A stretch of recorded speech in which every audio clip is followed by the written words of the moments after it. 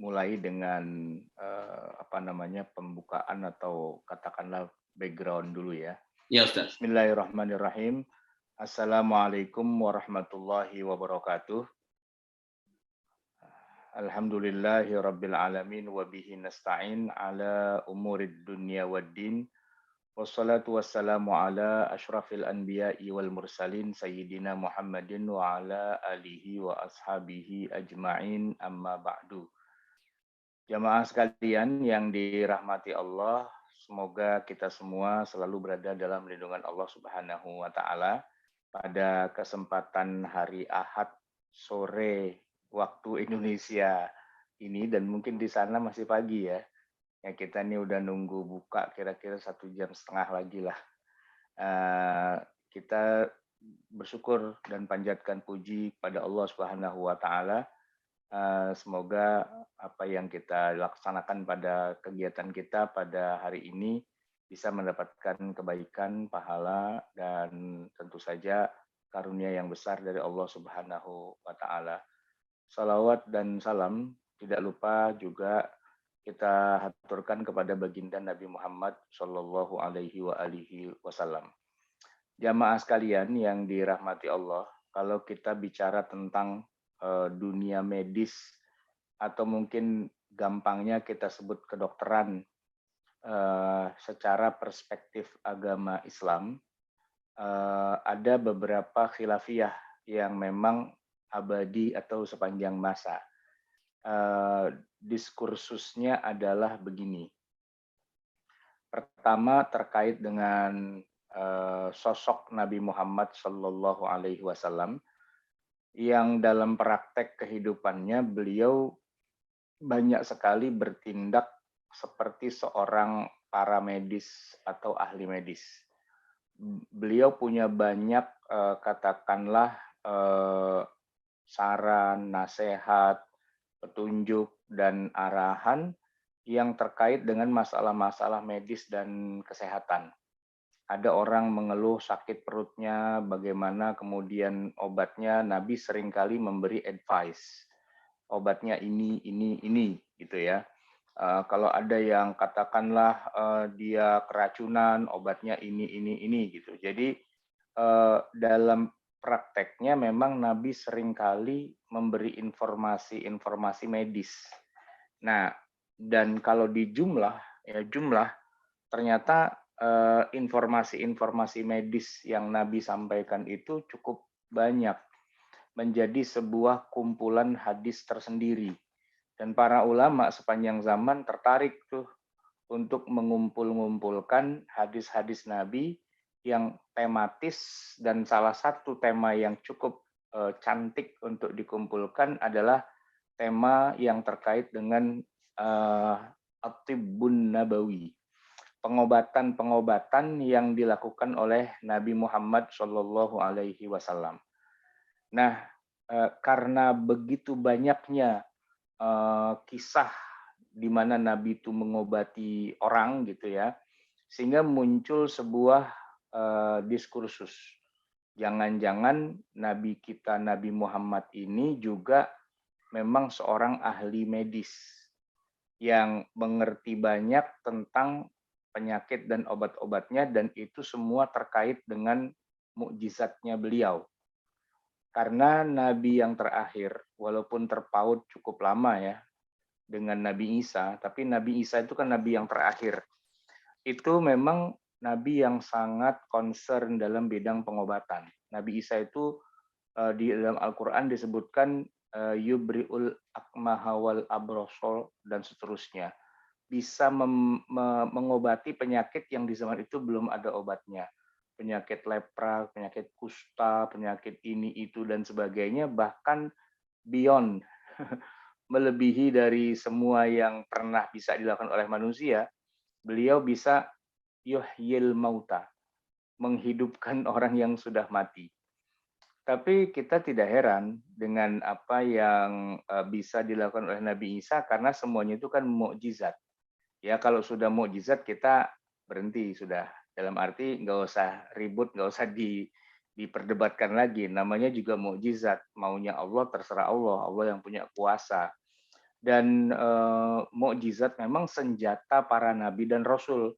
Para nabi dan rasul itu salah satu kekuatannya selain juga doa gitu ya, adalah mukjizat gitu. Nah, kalau mukjizat Nabi Isa memang paling banyaknya itu di bidang medis, di bidang kedokteran begitu. Maka eh, muncul kemudian dugaan atau asumsi, jangan-jangan Nabi kita Nabi Muhammad juga semacam kayak meneruskan tradisi Nabi Isa gitu ya, punya mukjizat bisa menyembuhkan.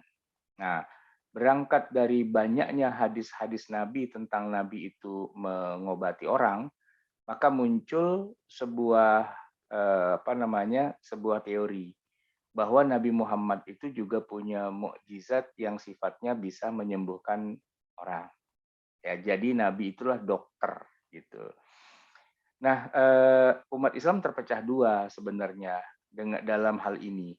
Benarkah Nabi Muhammad seorang dokter? Dalam arti kedokteran Nabi Muhammad SAW itulah kedokteran yang paling benar, yang sifatnya itu berlaku sepanjang masa, berlaku sepanjang masa.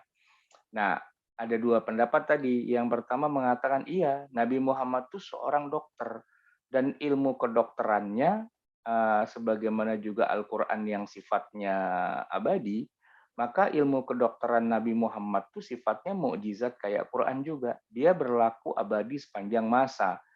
Apapun penyakitnya, kembalikan saja kepada kedokteran yang dibawa oleh Nabi Muhammad, karena yang Nabi sampaikan itulah the real medicine gitu. Adalah pengobatan yang paling real, karena itulah pengobatan nabawi, bahkan pengobatan ilahi, pengobatan samawi, datang dari sisi Allah yang maha benar, yang menurunkan penyakit Allah, dan yang memberi obatnya juga pastinya Allah juga. Dia yang bikin penyakit, dia juga yang tahu obatnya. Nah, maka pengobatan nabawi itu oleh sementara kalangan umat Islam dianggap itu adalah mukjizat Nabi Muhammad, itu adalah hukum yang merupakan bagian dari wahyu samawi yang harus terus dipegang dan dipertahankan sebagaimana kita menjaga, mempertahankan dan melestarikan Al-Qur'anul Karim dan agama Islam, gitu ya. Nah, itu adalah pemikiran satu kelompok dari umat Islam. Tapi banyak loh yang punya pemikiran kayak gitu. Nah, di seberangnya sana itu ada kelompok yang lain lagi, mengakui bahwa Nabi itu banyak melakukan praktek-praktek medis ya, mengobati orang dengan obat-obatan yang dikenal di zamannya, tetapi ini bukan merupakan wahyu. Nah, ini bedanya. Kalau yang kelompok pertama mengatakan itu wahyu, itu kebenaran, itu mutlak, dan itu berlaku sepanjang zaman sebagaimana Quran juga berlaku sepanjang zaman. Nah, kalau yang kedua ini enggak. Mereka membedakan antara Quran, ya, antara risalah yang dibawa Nabi Muhammad, risalahnya bersifat abadi, adapun Nabi Muhammad itu cakap dan terampil dalam masalah mengobati orang, itu sekedar nilai tambah, added value gitu ya. Karena Nabi Muhammad seorang yang abqari, ya, kalau bahasa kitanya itu seorang yang genius, sekaligus juga dia fast learner gitu ya. Orang yang mudah belajar sesuatu, ya istilahnya dia sebenarnya nggak punya latar belakang itu, tapi beliau suka belajar sesuatu yang baru gitu ya. Maka banyak sekali beliau punya ilmu pengetahuan tentang dunia medis juga salah satunya. Walaupun nanti kalau kita baca dalam banyak hadis itu kita akan menemukan bahwa ada bidang-bidang medis ya yang Nabi nyerah, beliau bukan spesialisnya gitu. Jadi misalnya kayak membaca membaca telapak kaki bayi, itu namanya al-qiyafah. Nabi Muhammad SAW itu belum sampai gitu ilmunya. Beliau serahkan kepada ahlinya gitu. Ahlinya jadi gini, kalau misalnya ada anak nih nggak ketahuan siapa bapaknya, keturunannya dan sebagainya, atau katakanlah ada rebutan dalam bidang nasab gitu ya. Satu ngaku dia anaknya siapa dan siapa, itu kalau kita kan zaman sekarang ya udah tes DNA aja gitu kan ya. Nah, kalau di zaman Nabi itu bukan DNA, tapi melihat kakinya si bayi itu. Jadi ada ciri-ciri yang bisa dibaca gitu ya oleh para ahlinya gitu untuk mengetahui ini bayi ini anaknya siapa gitu bisa kebaca. Nabi nggak punya ilmu itu. Ya makanya kalau ada masalah-masalah gitu kata Nabi tuh tanya sama dia, tanya sama dia, tanya sama dia gitu. Jadi kalau dibilang Nabi itu paling perfect, faktanya enggak juga sih. Bahwa Nabi juga banyak punya ilmu tentang medis, tapi enggak semuanya beliau kuasai gitu ya. Jadi kesimpulannya kalau menurut pendapat yang kedua, kemampuan Nabi dalam bidang medis itu bukan mukjizat. Kalau mukjizat nggak boleh dikalahkan sama yang lain. Nah dalam hal ini Nabi kalah gitu. Nabi kalah bahkan dalam beberapa hal, tapi ini contohnya mungkin bukan dunia medis ya, dalam dunia agrikultural ya dalam bidang pertanian itu Nabi juga pernah salah juga gitu ketika mempertanyakan penyerbukan bunga kurma jantan dengan bunga kurma betina. Ya kan Nabi cenderung mengatakan itu tidak ada gunanya, nggak valid dan sebagainya lah gitu ya. Nah, ketika petani kurma Madinah menjalankan larangan Nabi itu tidak melakukan penyerbukan, maka panen kurma itu gagal. Dan setelah ketahuan gagal, setelah uji cobanya gitu, Nabi kemudian mengatakan apa? Antum a'lamu bi umuri dunyakum. Kalian lebih mengerti urusan dunia kalian. Gitu. Di situ Nabi mengakui bahwa beliau bukan pakarnya gitu ya. Nah, kalaulah itu dianggap sebagai mukjizat, wah berarti parah ini. Kan mukjizat bisa kalah sama pengetahuan manusia. Nah, oleh karena itulah kelompok yang kedua mengatakan bahwa kepakaran Nabi dalam banyak bidang sains gitu ya, dalam bidang ilmu perang bahkan termasuk juga medis, itu kepakaran yang sifatnya memang beliau seorang pembelajar yang cepat, fast learner dan jenius gitu. Bahwa Nabi jenius, ya. Bahwa Nabi seorang yang sangat cepat belajar dan bisa mengadaptasi banyak itu, ya. Perangnya Nabi melawan orang musyrikin Mekah yang gabungan, yang perang Khandaq itu kan bisa dengan mudah oleh Nabi serangan mereka tuh ditahan dengan menggali parit sepanjang 5 kilo dan itu bukan teknologi orang Arab. Orang Arab nggak pernah punya strategi gali-gali parit gitu ya. Nah itu datang dari Persia, budaya atau gaya perangnya orang Persia yang diadaptasi oleh seorang Nabi Muhammad. Walaupun Nabi Muhammad nggak pernah ke Persia, tapi salah satu sahabat Nabi bernama Salman Al Farisi mengusulkan dan kata Nabi, oke, kamu terangkan gimana maksudnya. Terus diterima oleh Nabi, ya udah kalau gitu kita gali sebulanan tuh gali parit, tapi manfaatnya jelas. 10.000 pasukan musyrikin nggak bisa menyerbu Madinah gara-gara terhalang oleh parit.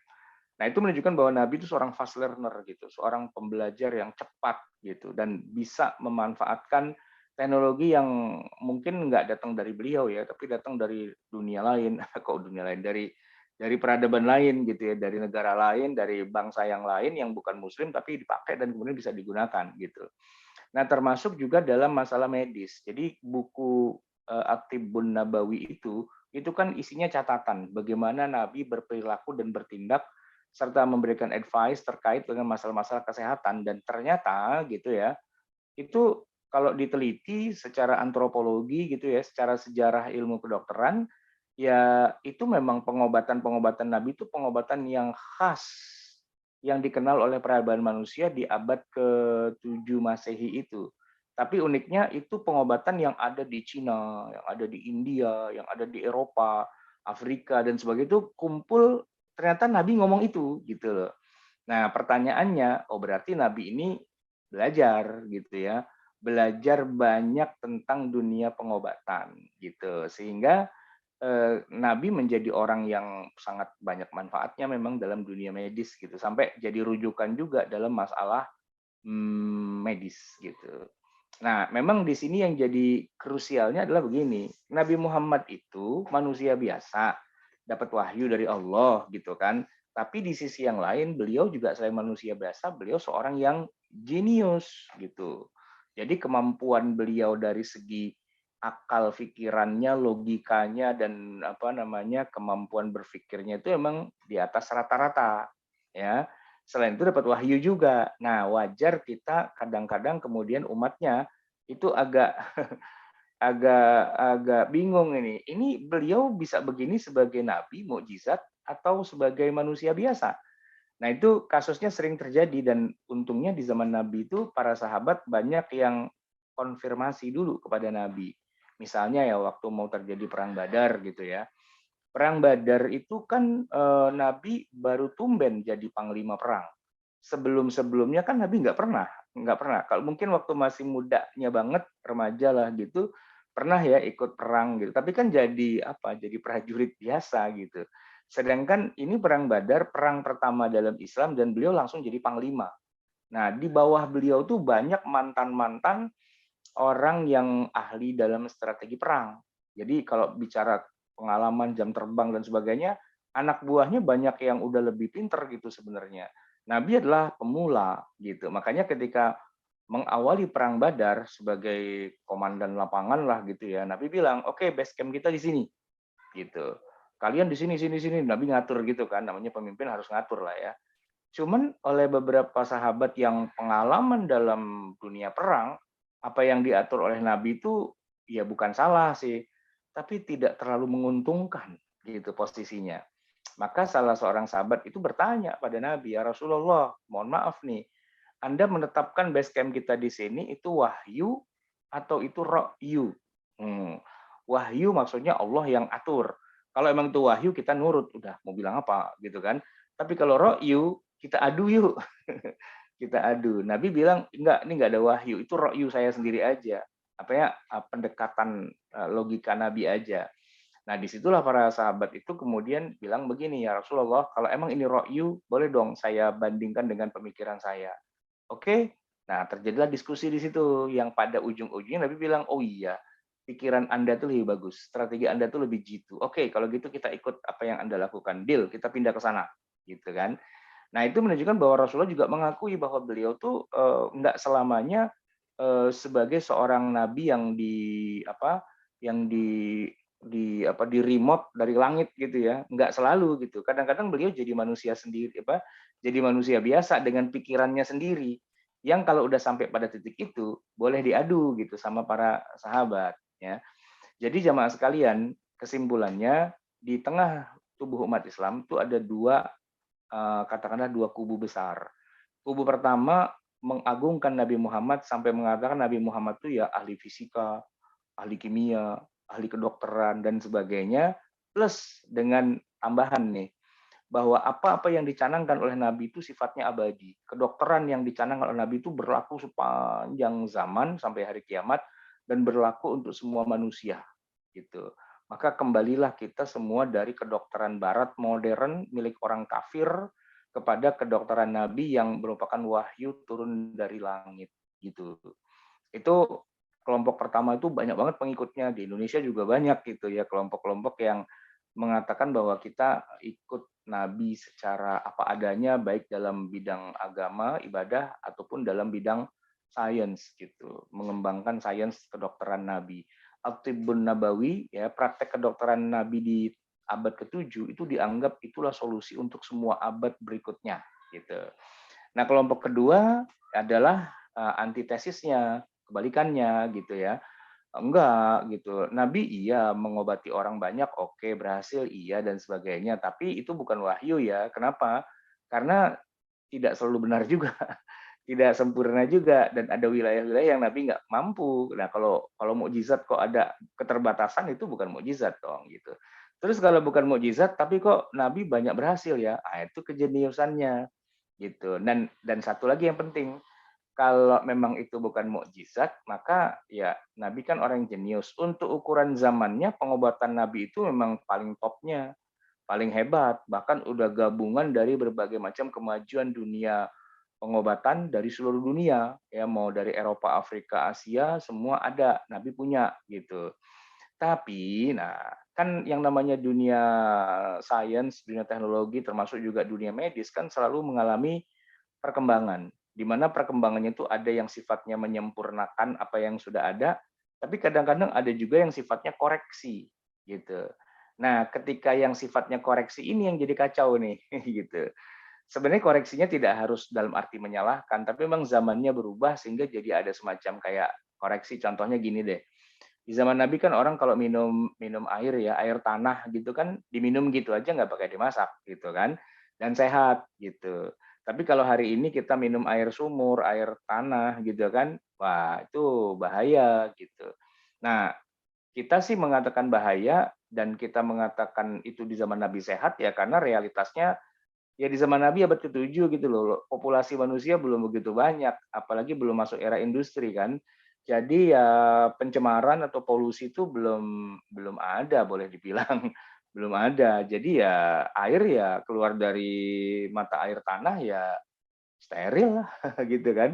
Nah kalau kita di mata airnya di pegunungannya oke steril, masuk kota Bogor, wah kacau. Masuk kota Depok lebih kacau, masuk Jakarta jadi hitam gitu. Dan nggak bisa kita itu berwudu dengan air kali itu nggak bisa. Padahal apa namanya kalau kita baca ilmu fikih ya di masa Nabi, Nabi bilang begini, perumpamaan orang yang sholat 5 kali sehari itu seperti dia tinggal di pinggir sungai dan setiap hari dia mandi 5 kali di sungai itu, maka badannya pasti bersih kan, gitu. Bayangin, Nabi menggambarkan orang yang badannya bersih yang mandi di sungai sehari 5 kali. Nah hari ini umatnya Nabi Muhammad banyak yang pada tinggal di bantaran Kali Ciliwung. Terus mereka mandi dengan air Kali Ciliwung gitu. Ya kan, mandi sehari 5 kali. Ditanya, woi itu air kotor gini-gini. Jangan sembarangan kamu menuduh. Apa? Nabi itu menyarankan kita mandi sehari 5 kali di kali yang lewat depan rumah kita. Gitu. Nah ini kan nggak sesuai konteks gitu. Maksudnya ya kalau di zaman Nabi mandi di kali itu bersih ya karena memang pada zamannya itu belum terkontaminasi kan. Di kita di mana ada sungai yang bersih gitu, jarang-jarang di Indonesia ketemu yang bersih, kecuali masih di gunungnya, oke gitu. Tapi kalau udah masuk ke peradaban manusia, udah masuk pedesaan aja gitu, apalagi udah masuk perkotaan, apalagi kota besar kayak Jakarta, wah udah kacau dah gitu. Saya nggak tahu kalau di Norway apa apakah ada kali yang bisa diminum airnya langsung ya. Tapi kalau penggambaran surga itu kan ya, kita minum air di kali gitu. Kalinya itu ada 4 ya yang mengalir, ada air susu, ada air khamar, ada air madu dan ada air yang apa yang jernih gitu. Penggambarannya kan begitu di surga itu kan. Nah itu nggak bisa terjadi di zaman kita sekarang. Orang semuanya tercemar kok gitu ya. Nah jadi bahwa misalnya kalau Nabi bilang lalat itu kalau kecemplung di wadah minum kita, cemplungin aja dua-duanya karena di sayap sebelah kanannya ada racun, sebelah kirinya ada pengobatnya gitu. Itu ya kalau di zaman Nabi mungkin benar ya. Di zaman Nabi mungkin benar, lalatnya ya lalat yang di zaman Nabi gitu loh. Cuman lalat di abad 20 ini udah beda. Dia menceroknya di mana gitu ya. Nah kemudian kalau kita celupin itu jadi nggak cocok. Nah kita kemudian dituduh begini, Anda tuh ya tidak percaya kepada hadis Nabi. Ya bukan masalah percaya nggak percaya Om, gitu. Kenapa? Ya Nabi kan ngomong begitu dengan realitas di zamannya, gitu kan. Nah itu nggak bisa dong dipaksakan realitas kita di zaman sekarang harus seperti realitas di zaman Nabi kan enggak. Banyak hal yang Nabi itu banyak ngatur, tapi aturan itu cocoknya hanya kalau di zaman Nabi. Begitu zamannya sudah berubah, ya udah nggak bisa gitu. Misalnya Nabi bilang, eh, eh, kurma itu adalah obat dari segala macam penyakit. Ya kita sih nggak bilang salah, bener gitu loh. Cuman gini, segala macam penyakit, penyakit yang mana nih? Penyakit yang abadnya Nabi atau penyakit yang abad 21 gitu loh. Nah di abad 21 segala macam penyakit, bola banyak banget penyakit itu. Masa semua obatnya korma? Ya enggak juga dong gitu ya. Nah jadi kalau Nabi ngomong itu jangan kemudian kita menganggap bahwa omongan Nabi yang agak teknis itu berlakunya sepanjang zaman. Enggak, kita harus kaitkan dulu dengan realitas di zaman Nabi. Bisa jadi untuk konteks zaman Nabi omongan itu benar gitu. Tapi kalau udah beda zamannya, omongan itu udah nggak sesuai lagi, udah nggak bisa dipakai gitu kan. Ya kayak ginilah Nabi misalnya banyak kan hadis-hadis yang ngomongin konteks gitu, sangat kuat konteksnya. Jadi gini, misalnya Nabi SAW itu pernah bilang bahwa kalian itu nggak boleh ya kalau buang air besar itu menghadap kiblat atau membelakangi. Tapi yang benar itu adalah kalian menghadapnya ke barat atau menghadapnya ke timur gitu. Itu Nabi loh dalam hadis sahih itu disebutkan kalau buang air jangan menghadap kiblat, jangan membelakanginya, tapi menghadaplah ke barat atau menghadaplah ke timur gitu. Nah, Nabi ngomong kayak gitu karena posisi beliau di Madinah. Madinah emang kiblat itu ke selatan, membelakanginya ke utara. Maka biar tidak menghadap kiblat atau membelakangi, maka menghadapnya ke barat atau ke timur. Kalau kita di Indonesia nggak bisa, jangan memulakangi kiblat, jangan menghadap kiblat, ya berarti jangan menghadap ke barat, jangan menghadap ke timur, karena posisi kita justru kiblatnya arah barat. Membelakang kiblat berarti ke arah timur. Jadi kan nggak cocok itu. Nah, kita nggak bilang bahwa Nabi itu salah, hadisnya keliru, dusta dan sebagainya, enggak. Kita membenarkan, tapi kita membenarkan sesuai dengan konteksnya, gitu. Nah, untuk konteks kita yang berbeda, tentu kita harus memahaminya dengan sudut pandang yang disesuaikan dengan realitas kita kekiniannya, gitu ya. Nah, problematikanya adalah begini. Banyak di antara saudara-saudara kita sesama kaum muslimin itu yang ketika kembali kepada Quran, kembali kepada sunnah, kembalinya tuh secara harfiah banget gitu, tidak melihat konteksnya. Jadi persis seperti itu Nabi melakukannya, ya persis seperti juga kita menjalankannya, gitu kan. Nah, padahal ini dalam masalah kehidupan nyata ya, nggak semuanya itu bisa dibenarkan, gitu ya. Kalau masalah ritual ibadah, Nabi sholat, rukuk, sujud, iktidal, dan sebagainya, itu insya Allah nggak akan berubah. Nggak akan berubah, sama aja di zaman Nabi sama di zaman kita sekarang sama. Tata cara kita tawaf, tata cara kita sa'i, berhaji, melontar, dan sebagainya, itu relatif nggak ada perubahan. Mau sampai abad ke-30, abad 40, abad 50, semua sama ritualnya kayak gitu. Tapi kalau udah urusan yang sifatnya keduniaan, Nabi itu sangat menguasai ilmu-ilmu keduniaan, tapi itu di masanya. Sedangkan ilmu keduniaan di masa kita, Nabi punya sebuah hadis, antum a'lamu bi umuri dunyakum. Kalian lebih mengerti dengan urusan dunia kalian. Nah, saya melihat bahwa pendekatan yang kedua ini nampaknya yang lebih mendekati gitu ya. Karena perubahan zaman itu nggak bisa dipungkiri dan hadis-hadis Nabi tidak salah kalau kita kaitkan dengan konteks di zamannya. Cuman ketika dipaksakan untuk di zaman kita dengan realitas yang berubah, pertama nih ya, hadis Nabi itu adalah hasil dari pemikiran Nabi yang sifatnya bukan wahyu, bukan resmi dari langit gitu kan. Tapi itu hasil kejeniusannya beliau mengantisipasi zaman di masanya dengan segala problematika medisnya gitu kan. Nah, ketika zaman berubah gitu dan perubahannya udah sangat jauh banget, ya tentu kita nggak bisa lagi menjadikan apa yang Nabi sampaikan di masanya sebagai sebuah kebenaran. Untuk hari ini mungkin konteksnya sudah jauh berbeda. Paling-paling nanti ada prinsip-prinsip dasar, misalnya ini yang tetap sama ya, kayak Nabi meminta kita untuk menjaga kesehatan, di mana prinsipnya al-wiqayatu khairun minal ilaj, itu oke. Bahwa menjaga itu lebih baik daripada mengobati. Ya, Nabi selalu pesan wanti-wanti untuk menjaga kesehatan. Itu kan sama, ya kan? Karena itu sifatnya universal gitu kan. Atau misalnya kita nggak boleh mencelakakan diri sendiri, nggak boleh minum racun, nggak boleh minum yang memabukkan, yang mengandung alkohol, bla bla bla bla. Itu semua prinsipnya sama. Nggak boleh merusak tubuh kita gitu kan.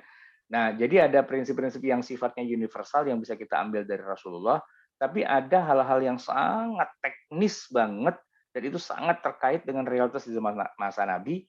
Nah, itu kita harus bisa pilah dan bisa bedakan. Ya, oke, kalau kita terbang masuk mesin waktu pindah ke zaman Nabi, ya itulah obat yang paling tepat gitu. Tapi kalau kita lihat untuk masa sekarang, ya tentu obat yang kayak gitu udah bukan zamannya. Apalagi dengan satu tambahan, yang namanya penyakit itu juga mengalami perubahan, mutasi gitu kan. Lahir lagi nanti varian-varian baru kayak COVID kan gitu ya. Nah, berubah-berubah. Jadi banyak penyakit yang tiba-tiba muncul gitu ya, yang itu nggak pernah ada dalam kamus di zaman Rasulullah, nggak pernah ada obat, nggak pernah ada penyakit kayak gitu, sehingga juga Nabi nggak pernah ngomongin obatnya gitu ya. Ya obatnya kita cari di zaman sekarang lewat penelitian, lewat observasi dan seterusnya lah, lewat uji klinis gitu ya. Nah, itu yang Nabi wariskan kepada kita, lakukanlah penelitian. Quran kan gitu juga. Fa'tabiru ya ulul absor, ambillah pelajaran wahai orang yang punya logika gitu ya. Jadi Quran itu tidak mewariskan pada kita daftar nama-nama obat, tapi mewariskan kepada kita ya semangat untuk melakukan penelitian gitu. Semangatnya itu ya. Nah, itulah kemudian kalau kita lihat sejarah di abad-abad pertengahan itu dunia Islam sangat maju dalam dunia kedokteran. Kita kenal ada Al-Khawarizmi, An-Nafasi gitu ya, ada Ibnu Sina, apa banyak lah gitu ya. Nah, tapi tahu nggak, kedokteran yang disebutkan atau yang dihidupkan oleh para sarjana muslim di abad pertengahan, nyaris tidak ada yang itu adalah obat-obatan yang Nabi pakai di beberapa abad sebelumnya. Beda lagi itu. Ya, beda lagi. Jadi para dokter-dokter muslim di zaman Andalusia apa segala itu alat kedokterannya dan obatnya dan sebagainya itu tidak apa istilahnya tidak kopas dari hadis-hadis Nabi itu enggak. Ya mereka melakukan penelitian sendiri gitu. Jadi mereka ya berkembang kan. Nah, kita juga begitu. Kita nggak harus kopas dari hadis-hadis Nabi ya, karena hadis Nabi itu cuma cerita sejarah di masa Nabi ya kayak gitu itu ya. Nah, nanti penyakitnya berkembang, obatnya juga berkembang sampai hari ini ya kita harus mengembangkan sendiri. Dan namanya mengembangkan sendiri itu bukan bukan selalu jadi domainnya umat Islam terus ya. Enggak gitu. Allah tidak menurunkan ilmu hanya khusus buat umat Islam ya. Dalam hal ini kalau ilmu sains, ilmu medis Allah turunkan kepada semua manusia. Siapapun yang melakukan penelitian, percobaan, uji klinis apa semua, tapi dia pasti dapat gitu. Sementara kita yang masih ngedukun aja gitu ya gimana mau dapat gitu orang ilmu kedokteran kita itu dikalahkan dengan ilmu pengobatan alternatif lah, santet lah, apa yang gaib-gaib yang nggak jelas kita lebih suka yang begitu-begitu kan daripada yang ilmiah gitu. Jadi ya pada akhirnya dunia kedokteran Islam di zaman kita sekarang memang mundur semundur-mundurnya gitu. Ketinggalan zaman banget, out of date, nggak update gitu kan. Dan secara medis ya akhirnya begini, dunia medis yang maju itu pada akhirnya juga memberikan sebuah efek ya, yaitu efek bisnis dan keuntungan. Iya. Jadi ya orang yang menguasai teknologi medis pastinya dia orang kaya ya. Dan di barat sana industri farmasi, industri pengobatan, industri alat-alat kesehatan dan sebagainya itu memang maju pesat, bisa diekspor kemana-mana. Ya kita negara-negara yang berflower ini ya mau nggak mau harus jadi konsumennya. Nah kalau mau sih sebenarnya bisa ya, yang namanya teknologi itu bisa direbut sebenarnya. Tapi masalahnya bukan bukan apa harus ada keinginan secara nasional. Kalau keinginan secara mahasiswa, berapa banyak mahasiswa kita yang pada kuliah di Amerika, di Eropa, di Australia, di semua negara maju dan mereka jadi orang pintar semua, tapi begitu pulang nggak ada yang pakai karena di negara kita proyeknya nggak ada. Jadi ya udah puluhan tahun dari zaman Pak Habibie itu kita lagunya lagu klasik. Orang kita banyak yang pinter dan akhirnya kerjanya di negara-negara maju yang pernah dia memberikan beasiswa gitu. Jadi kita tuh brain drain gitu. Kenapa? Karena untuk lokal kita nggak punya proyek itu. Orang lokal kita di Indonesia tuh lebih suka main bola, main politik gitu, tawuran-tawuran, itu mereka seneng gitu. Tapi kalau memaju medisnya gitu tuh kayaknya belum kelihatan ada tanda-tanda yang serius gitu ya, yang merevolusi gitu ya. Belum kayak Cina yang kedokterannya maju banget gitu. Korea yang semua orang se-Korea tuh udah pernah oplas semua. Oplas tuh udah kayak orang apa namanya masuk ke bioskop gitu, tinggal masuk mall oplas gitu ya. Kayak udah sesuatu yang kayak kita makan kacang goreng di pinggir jalan gitu, sangat sangat apa populer, murah juga dan seterusnya lah gitu. Nah, di negeri kita bisa itu dunia medis masih dunia yang gaib, bukan gaib, dunia yang mahal gitu. Dunia yang amat mahal sekali dan kita kekurangan banyak lah dalam hal ketinggalan banyak ya dalam dunia medis gitu. Nah, yang berkembang kalau di Indonesia adalah bukan dunia medis tapi dunia santet, dunia perdukunan, dunia kayak gitu. Plus tadi apa ditambah dengan seru-serunya pengobatan Nabi gitu ya. Nabi itu yang jadi kemudian jadi rame gitu, jadi seru. Ya yang sebenarnya itu malah bukan solusi sebenarnya. Karena itu kan di zaman Nabi. Masa kita mau perang hari ini pakai panah sih? Masa perangnya pakai pakai tombak sih gitu. Nah, kan musuhnya pakai drone gitu. Masa kita pakai panah? Nggak mungkin kan? Ya perang ya sesuai dengan zamannya. Orang semua perang pakai drone ya drone. Tapi nanti di hari akhir orang semua kembali lagi ke kuda, ke panah. Ya nanti di hari akhir ngapain kita sekarang begitu? Kan hari akhirnya belum. Siapa bilang hari akhirnya sekarang? Enggak juga kan? Ya. Oke, kayaknya udah 40 menit ya, udah lebih kayaknya. Jadi ya saya harus kembalikan lagi nih mikrofon kepada pimpinan acara. Silakan. Ya Ustaz, jazakallah khair Ustaz. Alhamdulillah, semoga kami semua di sini bisa menarik manfaat dari uraian Ustaz tadi. Baik Ustaz, kita langsung tanya jawab aja ya Ustaz ya. Ya, Uh, silakan.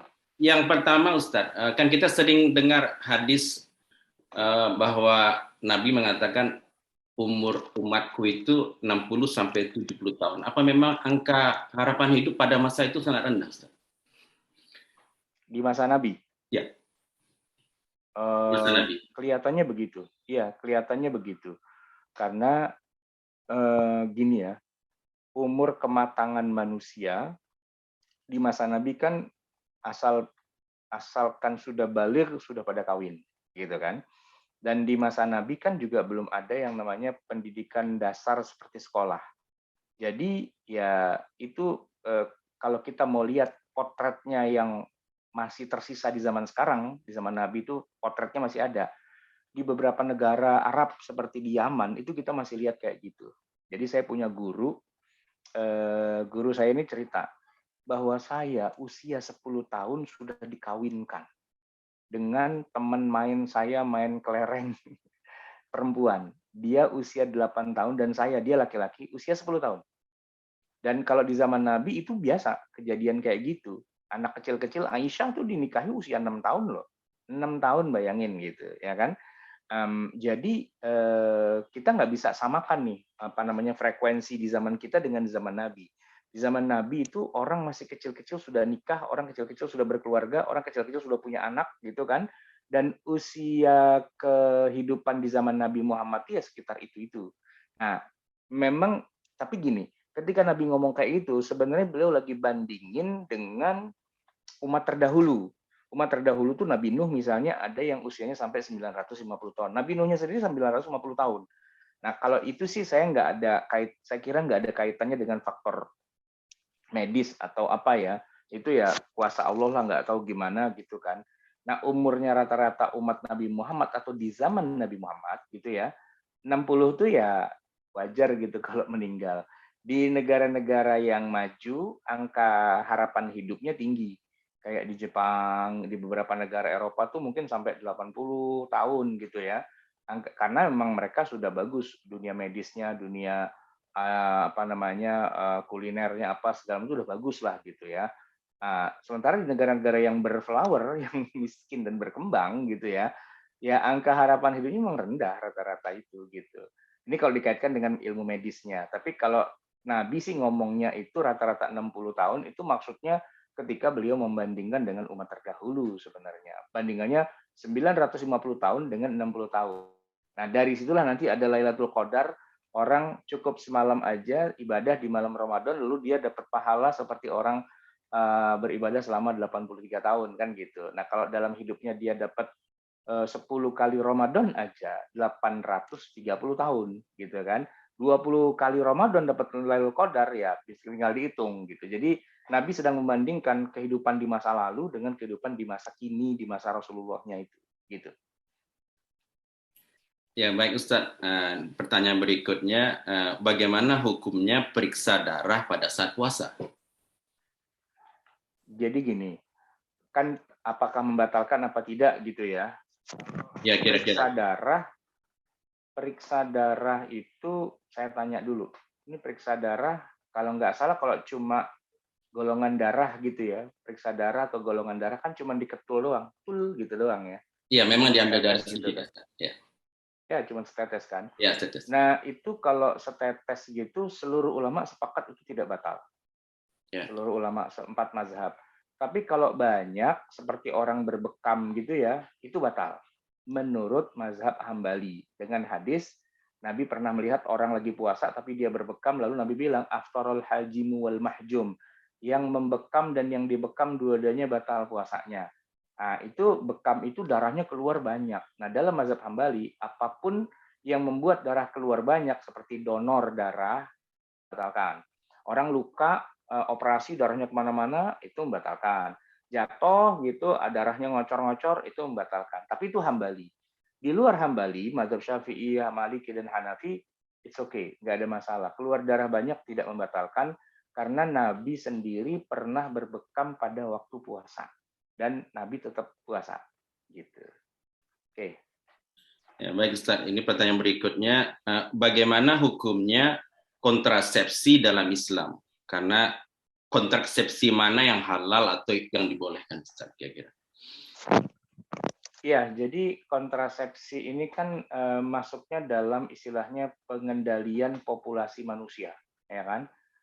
Populasi manusia sepanjang zaman itu tidak pernah tiba-tiba dikendalikan, tapi memang pada tahun katakanlah 70-an, 60-an itu terjadi kepanikan internasional bahwa para ahli demografi memperkirakan ini kalau ledakan penduduk ini tidak dikurangi atau direm, kita akan perang dunia. Kenapa? Karena kita akan rebutan pangan, gitu. Nah, saya masih ingat tuh ada zaman SMP tuh ada tokoh namanya Thomas Robert Malthus gitu dengan teorinya bahwa pertumbuhan makanan itu lebih lambat jauh daripada pertumbuhan populasi manusia. Manusia tuh deret ukur apa deret hitung gitu ya atau kebalik lah gitu. Pokoknya manusia lebih banyak 2, 4, 8, 16, 32 dan seterusnya. Sebenarnya kalau deret makanan 1, 2, 3, 4, 5, 6. Jadi sampai pada satu titik tertentu kita akan perang dunia rebutan makanan. Gitu kan? Nah, apa yang bisa dilakukan saat itu? Ada dua sisi, memperbanyak makanan, ya, intensifikasi gitu, revolusi dalam dunia industri makanan, atau mengerem laju pertumbuhan penduduk, gitu kan? Nah, nampaknya di Barat yang kedua ini yang coba direm gitu, direm dengan adanya family planning atau alat kontrasepsi dan sebagainya. Ya karena yang mencanangkan orang Barat, nah orang-orang yang pernah dijajah bilang, lu bisa-bisanya lu aja lo, biar kita jumlahnya dikit gitu kan. Nah gitu. Jadi ada kecurigaan secara historis lah, secara politis gitu dan sebagainya. Nah, itu makanya banyak ustadz di tahun 80-an 70 KB itu haram gitu. Karena apa? Karena dianggap itu propaganda orang-orang kafir dalam rangka mengurangi jumlah populasi kaum muslimin gitu kan. Jadi mereka bawa ini seret ini ke isu agama gitu. Jadi ya KB haram itu banyak diucapkan oleh para guru-guru kita, para kiai kita di zaman itu yang masih head to head ribut sama mantan penjajahnya gitu. Tapi sebenarnya kalau kita lihat bahwa di masa Nabi itu ada azal, ya azal melakukan hubungan seksual, tapi ketika ketika ejakulasi malah dicabut gitu. Itu namanya azal. Biar tidak punya anak, biar nggak jadi anak gitu. Dan Nabi membolehkan hal itu. Nah, dari logika dasar itu sebenarnya kalau dalam Islam orang mau mengatur kelahiran anak dan sebagainya sah-sah saja. Memang sih ada ayat yang kaitannya tidak boleh membunuh nyawa manusia karena membunuh anak karena takut kelaparan dan sebagainya itu ada ya. Wala taqtulu auladakum khasyata imlak itu ada. Saya dari kecil udah hafal tuh ayat itu. Karena ingin menghantam mereka-mereka yang KB gitu kan. KB itu haram gitu loh. Tapi dalam kenyataannya ternyata di zaman Nabi juga ada praktek seperti itu, di mana para sahabat dimungkinkan kalau dia nggak mau punya anak dari istri yang mana, mau punya anak dari istri yang mana itu diatur silahkan aja.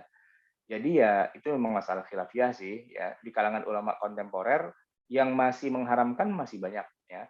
Ya karena mereka bilang rezeki di tangan Allah gitu kan. Tapi di sisi yang lain banyak juga para ulama yang bilang ya enggak, lu jangan main bikin anak sebanyak-banyaknya. Terus persiapannya apa gitu kan. Kalau emang persiapannya oke lah populasi diperbanyak. Tapi kalau persiapannya sama sekali nggak ada, ya terus nanti kita jadi perang rebutan rebutan makanan, rebutan rezeki dan seterusnya. Khilafiyah jadinya ya. Oke. Baik Ustaz, pertanyaan berikutnya ini ada dari Pak Indra Fajri di Stavanger. Izin bertanya, bagaimana tafsir para ulama tentang ayat wama yang tiku anil hawa in huwa illa wahyu yuha? Ya, ini kan gini jadinya. Setiap ayat Quran yang turun pasti ada pemicu di belakangnya. Jadi ada latar belakang yang membuat suatu ayat itu turun. Nah, kadang-kadang kita tuh suka lupa dengan latar belakangnya. Kita cuma tahu ada ayat begitu, tapi nggak tahu kenapa tiba-tiba Allah ngomong itu gitu kan. Nah, jadi gini, banyak orang yang menuduh bahwa Nabi Muhammad itu ngarang Al-Qur'an semaunya dia, gitu kan. Dia bisa-bisa aja tuh dia ngarang-ngarang sendiri, dia penyair, dia pujangga, dia pinter ngarang, itu kan datang dari hawa nafsunya aja segala semua itu. Itu orang musyrikin Mekah tuh begitu.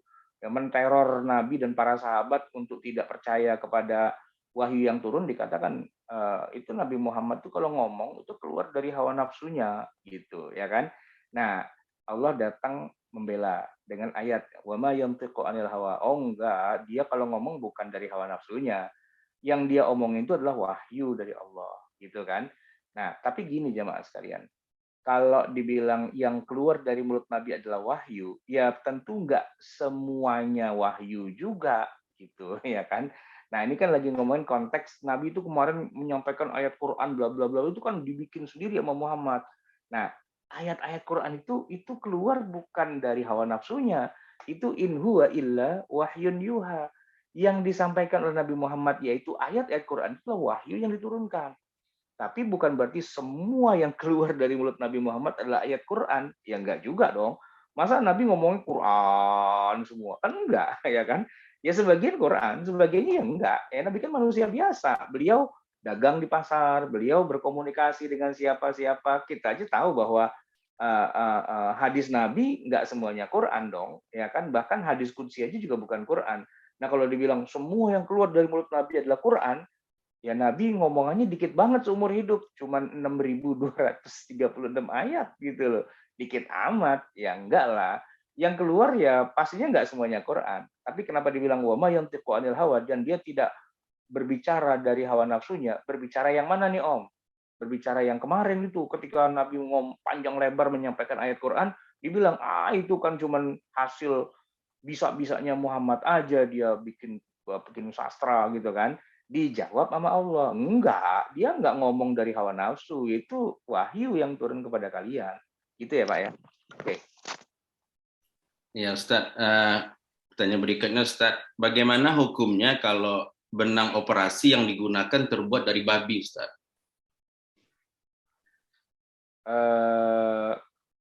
Saya masih agak bingung ya dengan Ya. ungkapan benang dari babi. Maksudnya begini, kalau memang benar-benar itu uratnya babi, atau katakanlah bulu babi atau kulit babi dan sebagainya yang didesain, dibikin, dipintal, di apa jadi benang, memang real pig itu jelas nggak boleh, gitu kan. Cuman problematika kita tuh begini sekarang ya. Eh, di dunia Islam, mobil khusus di Indonesia, memang hal-hal yang berbau dari Barat, ya dari Eropa, dari Amerika dan sebagainya, memang selalu dicurigai babi, apa-apa babi koas, babi begitu kan. Nah, ya kemungkinan itu babi, iya gitu. Tapi begini, di Indonesia misalnya, ketika kita mengimpor suatu barang, kan ada semacam kayak LP POM-nya gitu ya, yang memeriksa kehalalannya. MUI itu bikin kayak gitu-gitu semua. Nah, maka orang Indonesia tuh sangat strict dalam masalah-masalah kayak gitu, sehingga ketika di Indonesia aman, tapi di Eropa wallahu alam kayak gimana, dan mereka mengatakan ya babi itu haram, maka apapun benda termasuk benang yang terbuat dari babi, kalau positif itu memang benar-benar babi ya tentu diharamkan. Cuman kalau dalam dunia medis, nah kita kalau udah ngomong dunia medis itu udah agak susah. Karena medis biasanya darurat, gitu kan. Ketika belum ada produk lain selain hanya ada itu, ya biasanya sih para ulama bilang ya sudah, mau apa lagi. Itu ayatnya sudah jelas ya, famanit turra ghairu baghin wala adin fala isma alaihi.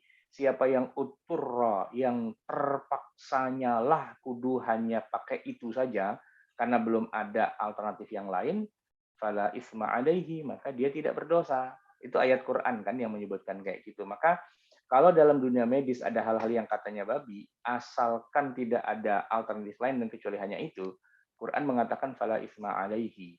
Nah, tapi ketika sudah ada alternatifnya, ya alternatifnya itulah yang harus kita cari. Begitu. Ya, baik Ustaz, ini dari Stavanger lagi, dari Bapak Haji Sangga Ciptadi. Izin bertanya, di Arab Saudi sudah seberapa modern dunia medisnya? Apakah banyak di sana yang berkiblat dengan paham yang seperti Ustaz bicarakan tadi, yaitu Rasulullah ahli segala ilmu, Ustaz?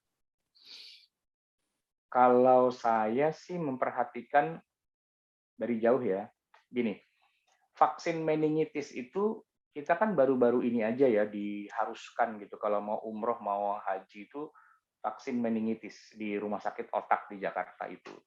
Padahal di Saudi sendiri sebenarnya vaksin itu sudah ada sejak saya sih tahun 90-an aja itu sudah divaksin. Maksudnya gini, sudah ada kewajiban vaksin tahun 90-an, meningitis gitu.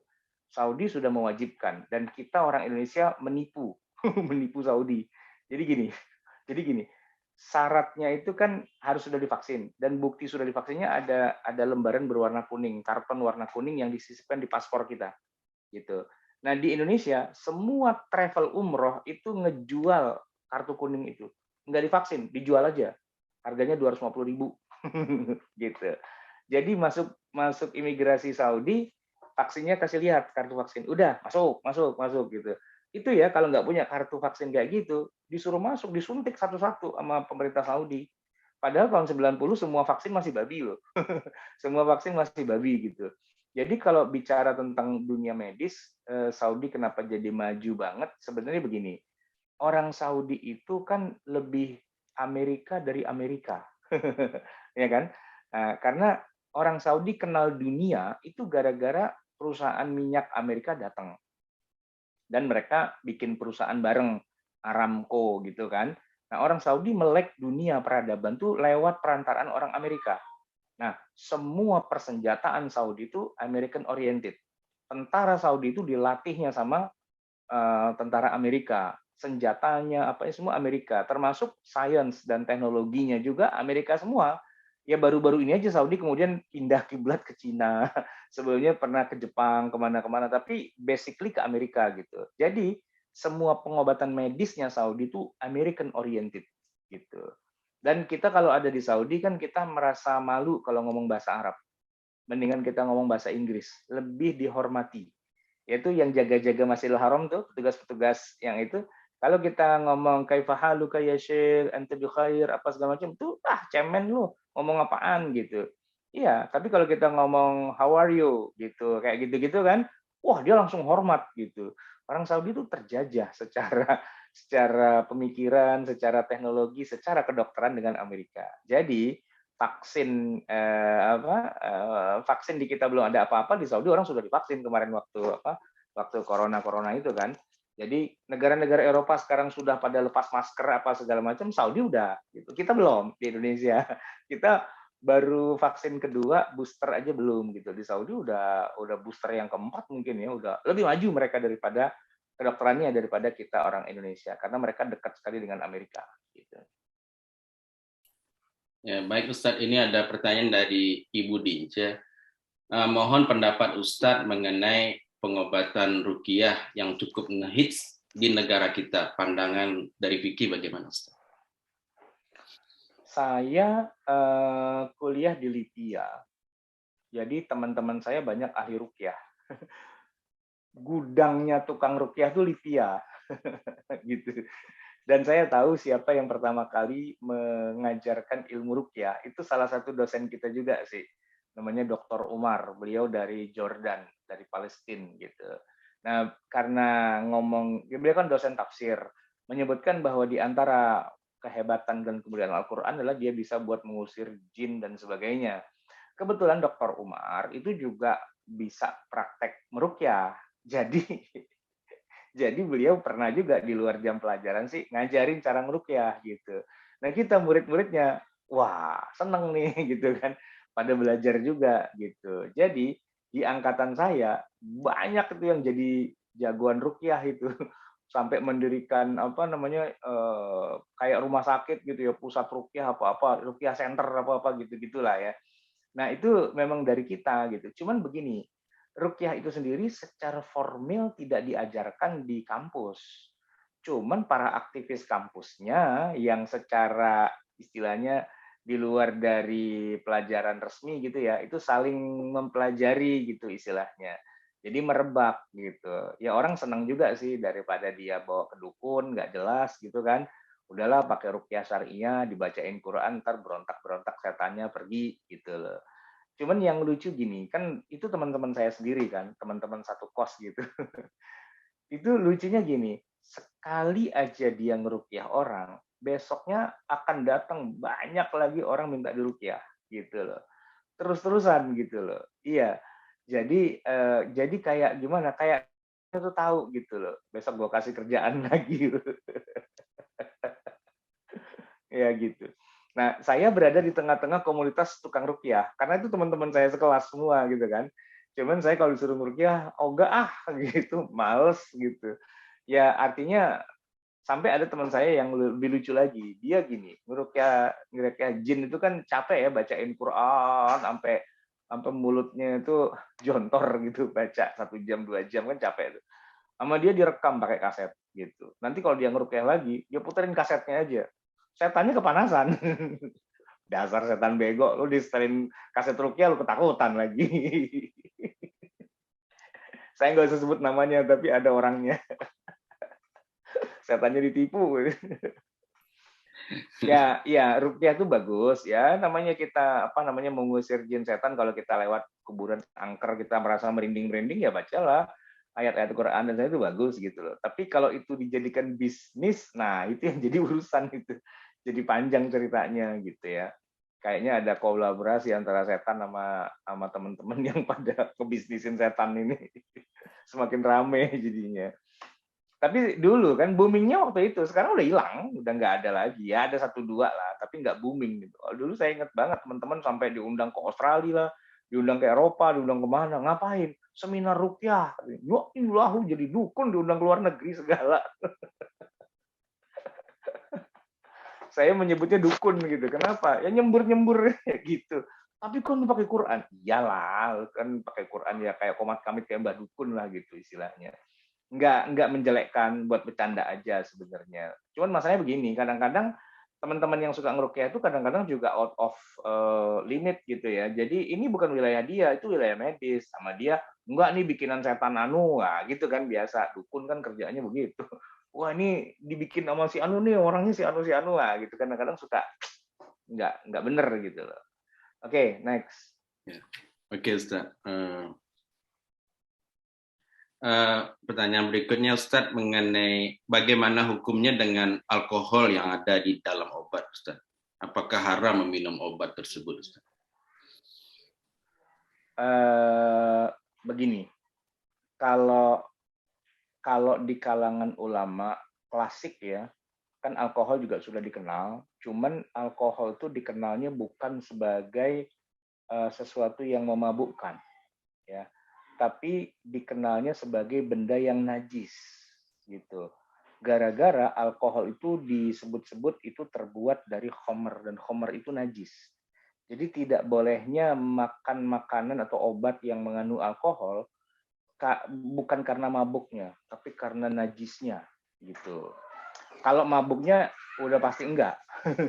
Karena orang nggak bisa mabuk kalau minum fix formula 44 gitu. Kadar alkoholnya tinggi, tapi nggak akan mabuk juga karena walaupun tinggi gitu ya, tapi itu bukan minuman yang buat bikin mabok gitu. Nggak, itu soft banget gitu kan. Minuman-minuman yang kan makanya dibilang ada istilah minuman keras dan ada minuman ringan gitu kan.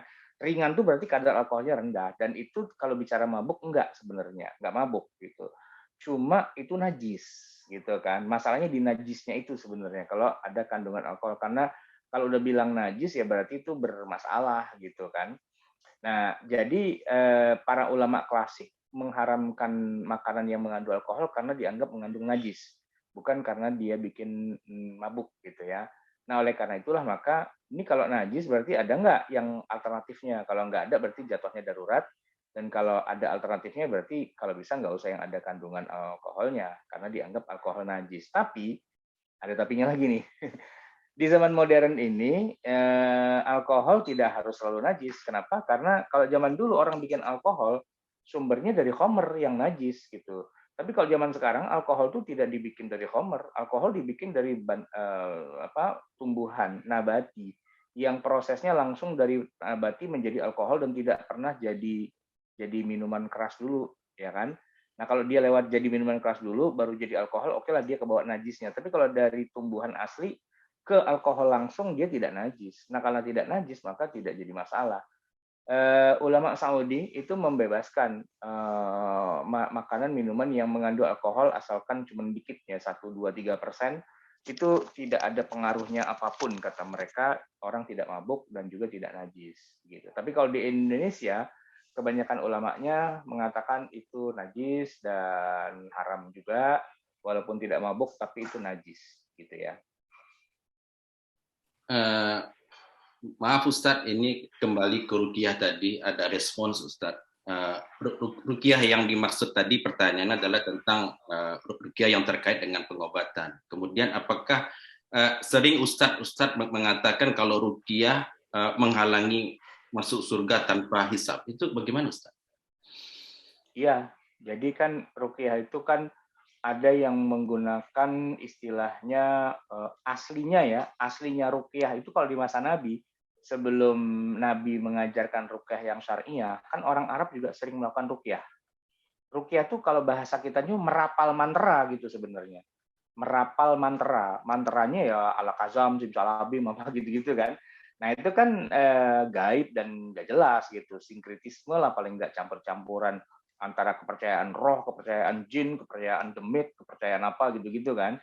Nah, Nabi kemudian mengatakan, ya udah kalau kalian mau merapal mantra, mantranya itu baca aja ayat Quran. Nah, kalau yang ayat Quran mah itu ya ruqyah syariah jadinya. Ketika ada hadis bilang orang yang ruqyah nggak akan masuk neraka, nggak akan masuk surga gitu ya. Itu konteksnya adalah ruqyah yang ghairu syariah, masih pakai mantra-mantra yang dari zaman jahiliyah gitu. Tapi kalau yang sudah syariah mah ya tentu enggak. Oke, baik Ustadz. Ini ada pertanyaan tentang situasi di Norwegia, Ustadz. Di Norwegia, para pecandu narkoba yang hamil dan tidak bisa berhenti dari ketergantungannya akan disarankan untuk aborsi, Ustadz. Jika menolak, maka anaknya akan diambil oleh negara setelah lahir. Bagaimana hukumnya aborsi yang dilakukan oleh pecandu narkoba ini, Ustadz? Karena besar kemungkinannya dia akan melahirkan bayi yang cacat atau mempunyai kelainan karena ibu yang pecandu selama kehamilan. Gimana, Ustaz? Oh, di Norway kayak gitu ya? Ya. Mereka menghalalkan itu ya, aborsi ya? Aborsi. Karena cacat ya? Dipastikan cacat ya? Iya, Ustaz. Iya. Ya kalau di dunia Islam aborsi tegas dilarang ya, apapun kondisinya kecuali membahayakan ibunya gitu. Kan pernah ada juga saya didatangi oleh sepasang suami istri yang lagi mau mengaborsi, tapi bukan di medis ya, bukan di dokter gitu, tapi di tukang gugurin kandungan, suami istri mereka. Karena menurut dokter anaknya lahir pasti mati karena otaknya itu tidak normal, dia tumbuhnya bukan di tempurung kepalanya, tapi di luar kepalanya, otaknya, gitu. Jadi kalaupun lahir nanti pasti mati juga. Daripada gitu, mendingan digugurin aja deh, karena toh ntar mati-mati juga.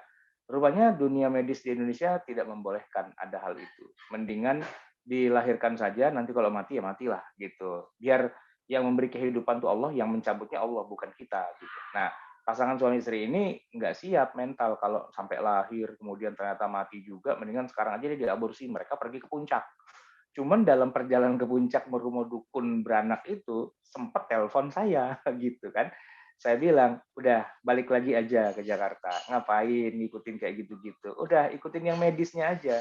Kalau kata medisnya teruskan walaupun nanti mati, ya nggak apa-apa, terusin aja. Itu yang paling benar prosedur dari dunia medis. Jangan dengerin kata dukun lah, kata dukun beranak apa segala macam. Ntar kalau aborsinya kagak bener, emaknya mati juga, repot gitu kan.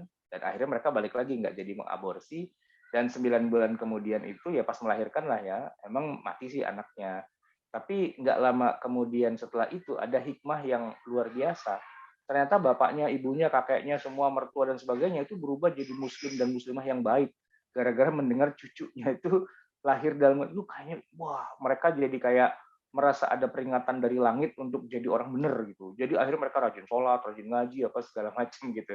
Jadi bocah itu kayaknya sengaja Allah utus sekedar mengingatkan kakek neneknya dan semua suara itu untuk rajin-rajin beragama Islam gitu. Nah itu luar biasa. Jadi kalau saya sih seperti orang Indonesia ya aborsi nggak boleh, apapun resikonya ya terusin aja gitu ya. Oke, Ustaz. Berikutnya Ustaz, pada pasien-pasien kelainan katup jantung sering dilakukan operasi replacement. Katup jantung diganti dengan katup biological atau mekanik. Katup biological ini ada yang terbuat dari babi. Seandainya dokter mengambil keputusan untuk menggunakan katup biological dari babi dengan pertimbangan resiko menggunakan katup mekanis lebih besar, apakah ini diperbolehkan, Ustaz? Jadi gini ya, kalau memang tadi prinsipnya sederhana aja sih ya. Kalau memang ada alternatif yang bukan babi, tentu harus yang alternatif yang bukan babi. Tapi kalau alternatif satu-satunya hanya babi, ya mau bilang apa lagi? Ya memang itulah gitu kan. Pilihannya mau hidup dengan katup babi atau mau mati sekalian gitu kan. Ya pilihannya tentu akhafud dararain. Nah oleh karena itu nggak apa-apa. Toh lagian begini, kalau ada benda najis yang kita tidak boleh menyentuh apa segala macam itu kalau di luar. Nah kalau dalam tubuh kita ya nggak ada masalah. Kenapa? Toh dalam perut kita juga ada kotoran. Toh dalam kantung kemih kita juga ada air kencing. Toh dalam tubuh kita juga ada darah. Darah kan najis gitu. Seluruh isi tubuh kita tuh semuanya najis gitu. Sehingga kalaupun ada babi gitu ya, yang tidak dimakan kan kita nggak makan babi itu ya nggak boleh kan makannya. Tapi kalau misalnya ada organ tubuh yang ya diimplan dari apalah dari sesuatu yang mengandung unsur babinya, sebenarnya secara logika tuh nggak jadi masalah sebenarnya gitu. Toh tubuh itu juga semuanya isinya najis, darahnya najis, kotorannya najis, air kencingnya juga najis gitu kan. Ya kalau ada benda-benda najis juga dalam tubuh kita sih oke aja. Najis itu yang tidak boleh lah ketika di luar dari tubuh kita. Darah kita keluar. Nah, darah yang udah di kantong PMI itu najis gitu. Tapi darah yang ada dalam tubuh kita kan kita nggak bisa bilang, saya nggak mau sholat. Kenapa? Saya penuh dengan najis. Di tubuh saya ada 5 liter darah dan najis semua. Jadi saya nggak mau sholat. Ya nggak bisa begitu dong. Ya, ya, ya. Artinya maksudnya najis itu bukan yang ada di dalam tubuh gitu sebenarnya. Oke. Ya, baik Ustadz. Nomor berikutnya ini mungkin populer di kalangan kaum wanita, Ustadz. Bagaimana hukumnya injeksi botox supaya terlihat lebih muda? Apakah suntik vitamin C dibolehkan karena tujuannya membuat kulit terlihat lebih segar dan glowing, Ustadz? Bagaimana, Ustadz? Saya melihatnya begini, ya. Orang ini mulainya dari gini dulu ya. Tidak boleh mengecat rambut yang beruban, gitu ya. Itu kaitannya dengan wanita yang beruban, lalu dia mau menikah, lalu dia ngecat rambutnya dengan warna hitam sehingga calon suaminya ketipu, gitu kan? Tapi kasusnya jadi beda ketika suami istri tumbuh bersama, menua bersama-sama, gitu ya. Cuman suaminya kalau ngelihat bininya jadi serem. Lu kok berubah jadi nenek sihir ya? Rambutnya putih semua gitu kan. Kalau suaminya bilang, istriku, cat saja rambutmu dengan warna hitam. Biar aku nggak ketakutan melihat kamu gitu kan. Itu para ulama malah membolehkan gitu loh. Karena kepalsuannya memang berdasarkan apa by design gitu. Malah kan yang nggak boleh itu kan nipu orang gitu kan, nipu orang. Lah ini nggak nipu, yang ditipu tuh malah minta ditipu. Tipu dong saya dengan rambutmu yang kamu warnai hitam lagi gitu. Sebenarnya malah boleh gitu. Jadi larangan tidak boleh mengecat rambut yang sudah beruban itu larangannya sifatnya umum, tapi kalau yang minta suaminya ya udah silakan aja. Nah, botok gitu ya. Botok itu makanan apa operasi sih sebenarnya? Ada sambal botok. Nah, botok dan teman-temannya serta saudara-saudaranya sebangsa dan setanah air itu kalau datangnya dari suaminya, mah operasi plastik dong, gitu misalnya, biar nggak kendor itu apa kulit gitu, ini kulit udah kayak kain diwiron, keliwir-keliwir gitu, tarik dong, gitu ya, biar muda lagi gitu. Tapi yang minta suaminya gitu kan, Boleh nggak? Ya boleh. Kenapa? Ya itu kemaslahatan suami istri gitu, daripada kata suaminya, ya udahlah, gua tuker tambah aja lo ya. Kan repot. Bininya ditukar tambah. Kayak kita punya mobil udah tua 20 tahun, mogok mulu. Jual aja beli yang baru. Masa bininya dijual ganti yang baru? Ya enggak. Ya direhab lah mobil tuanya itu. Dibangun ulang, diperbaiki, diganti. Semua mesinnya itu di overhaul lah gitu lah ya. Biar jadi walaupun mobil produk lama tapi istilahnya dibangun ulang. Itu sebenarnya sah-sah saja kalau yang minta suaminya gitu. Nggak ada salah-salahnya sebenarnya dari sisi hukumnya gitu ya. Sedangkan dari sisi medisnya ya urusan para dokter, cari yang paling safe, yang paling aman gitu. Kalau tujuannya untuk membahagiakan suami, apalagi maunya suami kayak gitu ya, ya udah silakan aja gitu ya. Ya berarti suami memang spesial ya Ustadz ya. Iya, tapi suami ya, bukan pacar gitu, bukan mantan. Ya. Suami atau calon suami, gue mau kawinin lu tapi lu syaratnya lu operasi kulit dulu. Iya. Oke.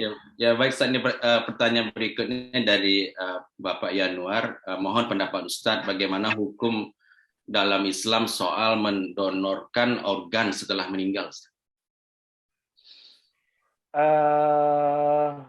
Saya kalau baca fatwa-fatwanya Dr. Yusuf Al-Qardawi, kok saya merasa setuju ya, bahwa kan gini, kalau orang itu mati, ya jasadnya dikubur, ya kan jadi nggak ada manfaatnya buat siapapun.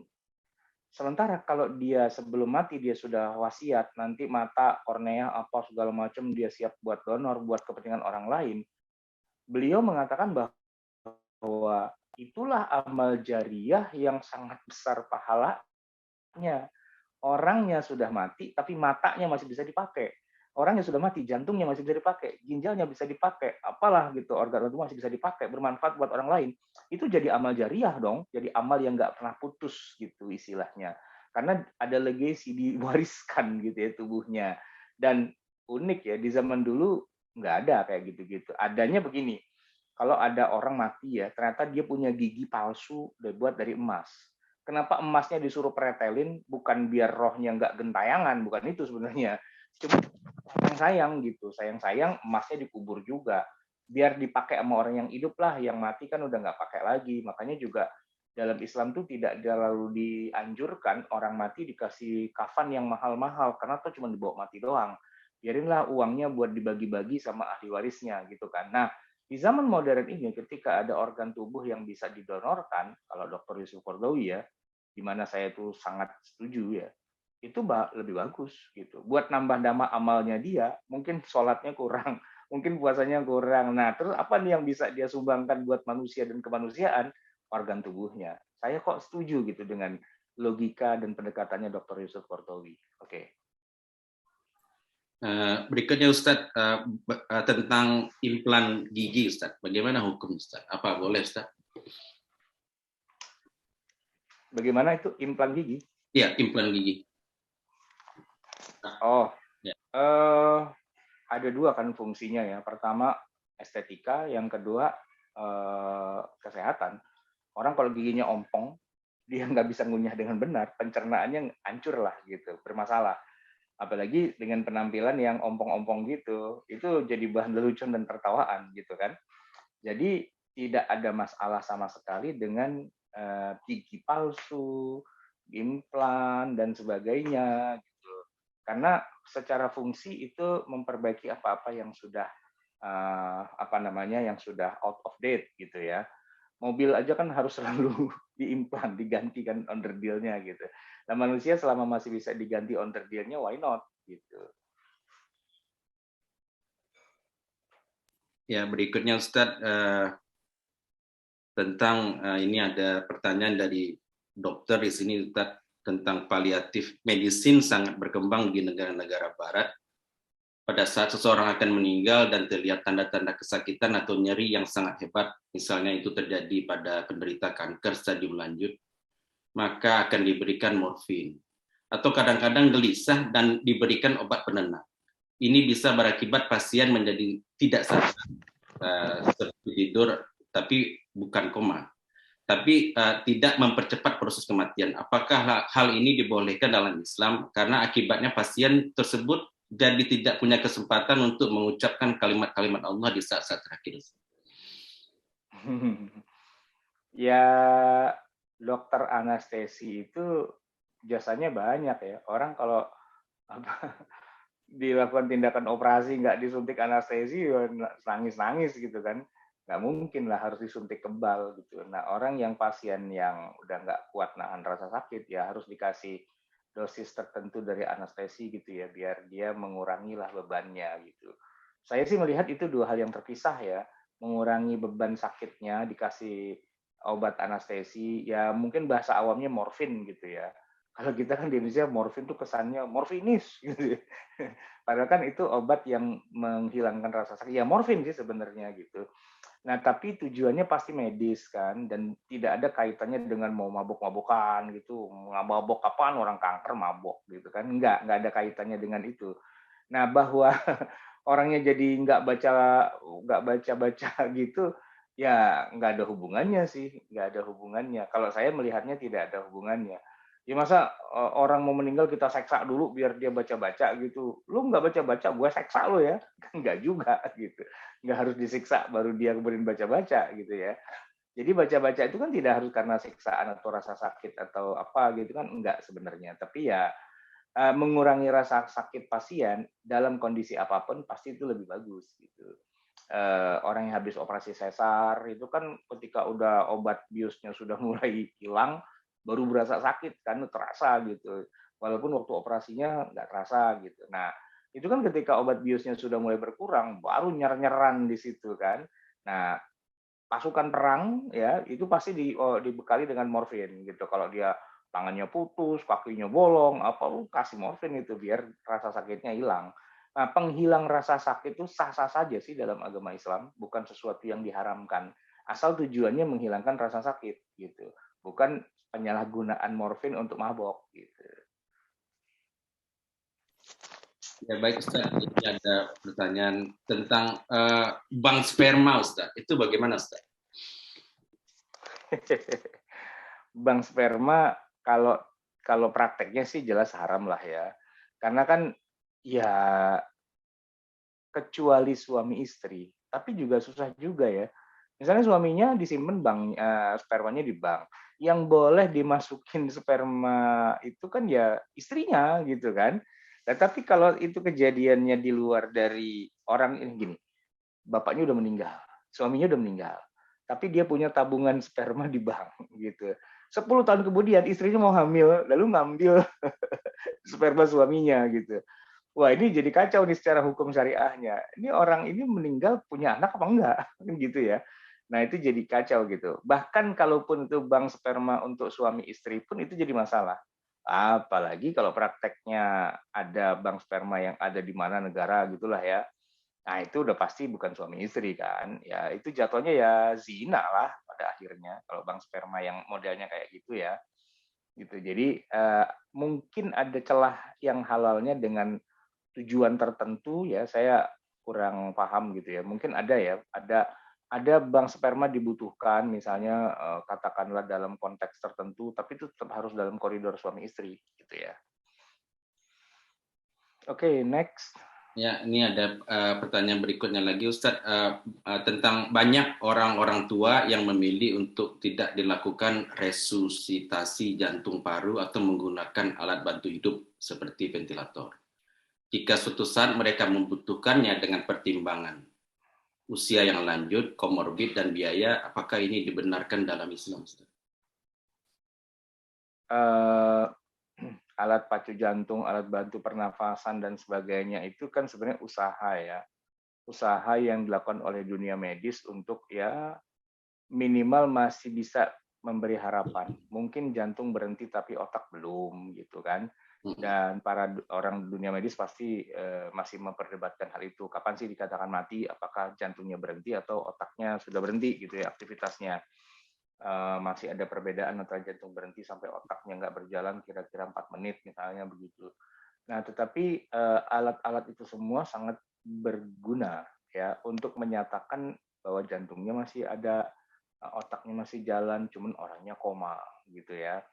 Nah, yang gagal banyak, tapi yang berhasil banyak juga dengan alat bantu, alat pacu jantung dan sebagainya itu yang berhasil banyak juga. Nah, kalau judulnya adalah mempertahankan nyawa, prinsip dasar Islam itu adalah menjaga nyawa gitu.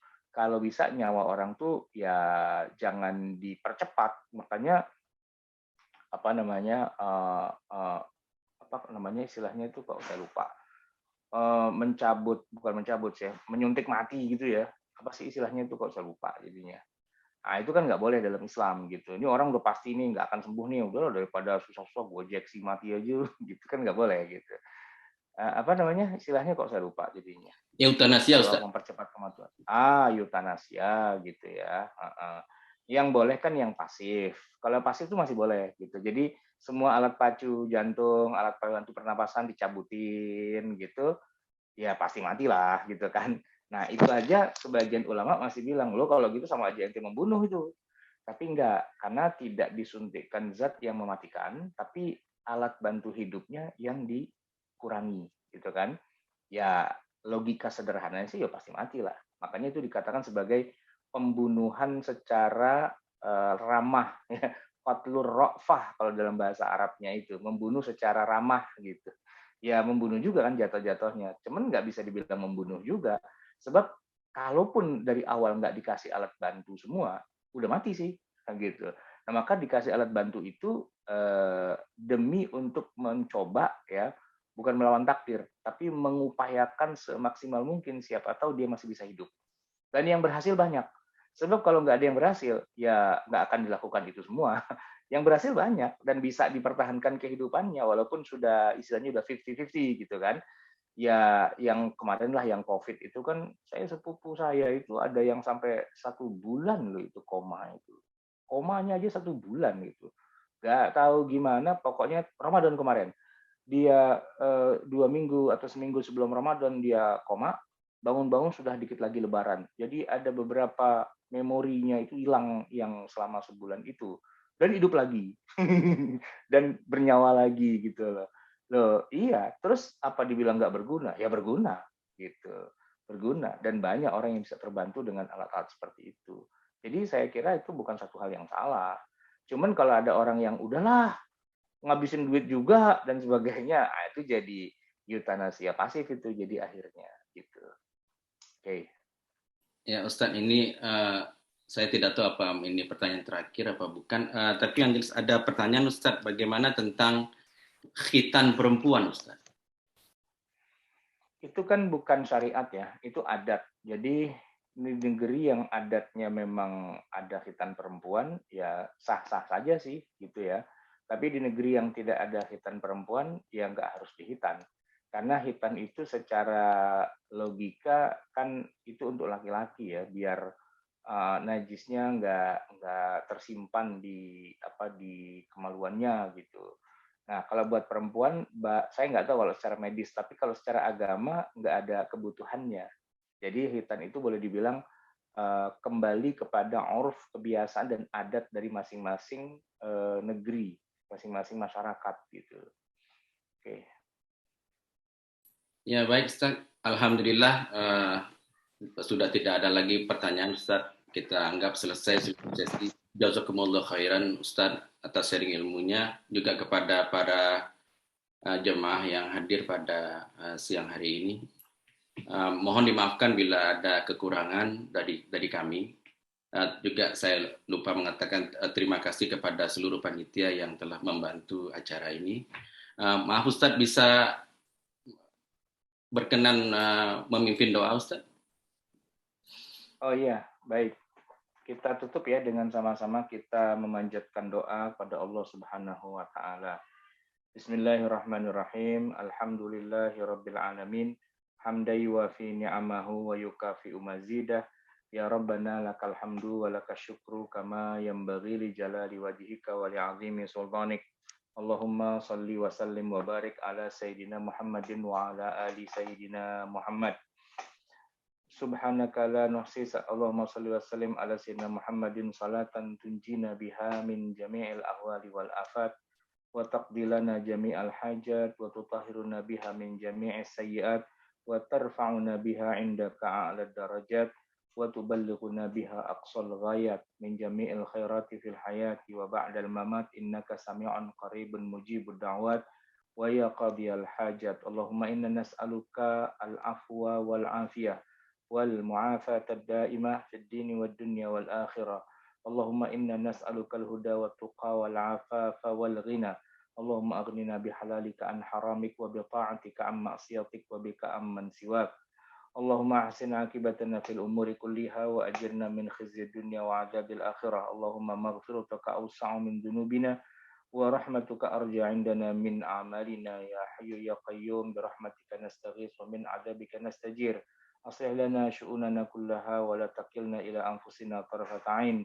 Allahumma barik lana fi dzurriyyatina wa la tadarrahum wa waffiqna li ta'atika warzuqna birrahum. Rabbana hab lana min azwajina wa dzurriyyatina qurrata a'yunin waj'alna lil muttaqina imama. Allahumma a'inna ala dzikrika wa syukrika wa husni ibadatik. Allahumma inna na'udzubika minal hammi wal hazan wa na'udzubika minal 'ajzi wal kasal wa na'udzubika minal jubni wal bukhl wa na'udzubika min ghalabati ad-daini wa qahri rijal. Rabbana ighfir lana wa li ikhwanina alladhina sabaquna bil iman wa la taj'al fi qulubina ghillan lil ladzina amanu rabbana innaka ra'ufur rahim.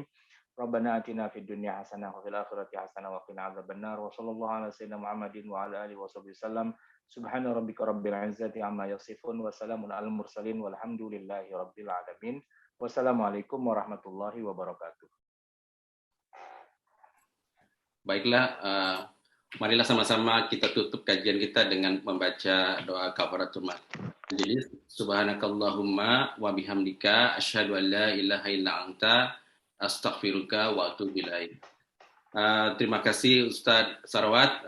Selamat berbuka puasa beserta keluarga. Semoga Ustadz bersama keluarga sehat-sehat selalu. Baiklah Bapak dan Ibu semua, sampai jumpa di kajian online berikutnya. Wabillahi taufiq wal hidayah. Wassalamualaikum warahmatullahi wabarakatuh. Waalaikumsalam.